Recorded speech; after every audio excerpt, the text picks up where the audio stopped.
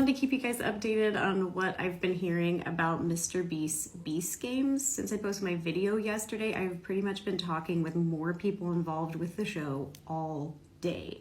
At this point, I've lost track, but I think it's nearing like 100 people who have reached out to me with their stories. Each person has their own experience and their own opinions, but overall the stories that I'm hearing just break my heart. I have never heard of anything like this on any set. I've also heard at least 3 journalists are looking to talk with people about Beast Games. I'm not sure if the journalists want their info posted here, but just wanted everyone to know that it seems it's caught their attention. It's also come to my attention that the first week of filming wasn't actually for the Amazon show itself. It was for MrBeast's YouTube channel. I'm waiting to hear confirmation, but it appears they were essentially shooting a YouTube video. I'll have more information about the crew in a future video.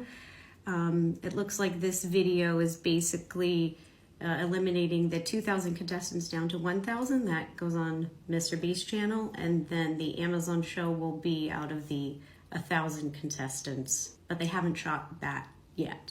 So today I want to read a statement from another contestant who shares many of the same experiences with the other stories that I'm hearing. This one is a little long and it doesn't really even begin to scratch the surface, and I truly hope that shining a light on these issues will make the future episodes of the show much safer for contestants.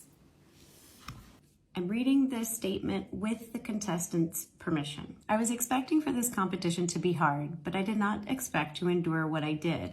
It was a show to say the least.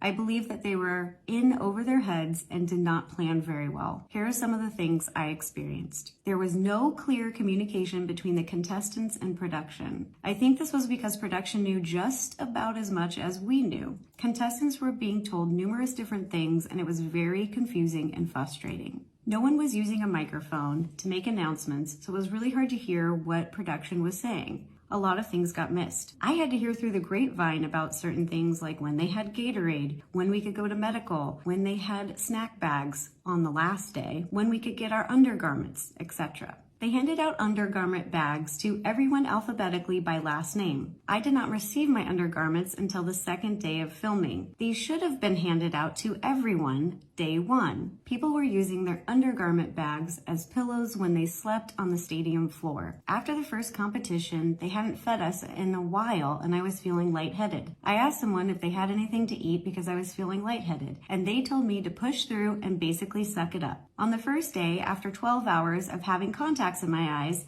I asked someone if I could go to medical and take them out, and they told me no. I witnessed 2 people that had seizures, and it took medical several minutes for them to get there. I'm assuming this happened because they did not have access to medication, but I could be completely wrong. Medics should have been there on the field 24/7, ready to go at all times. I was told by production they were working up to 20-hour days. As all of us were, we were all sleep and food deprived. The timing between feeding us was not consistent. In the first meal they gave us, around 6-7 p.m., I had no protein. All I had was a little container of oatmeal and a little container of vegetables and a little container of fruit. We didn't eat again until the early morning. For the second briefcase challenge, they reviewed footage for any discrepancies.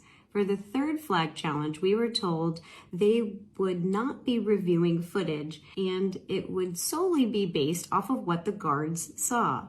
This was very unfair because several people got eliminated when they shouldn't have. I heard people were being pushed and shoved by males in challenges, and they were not being punished for it.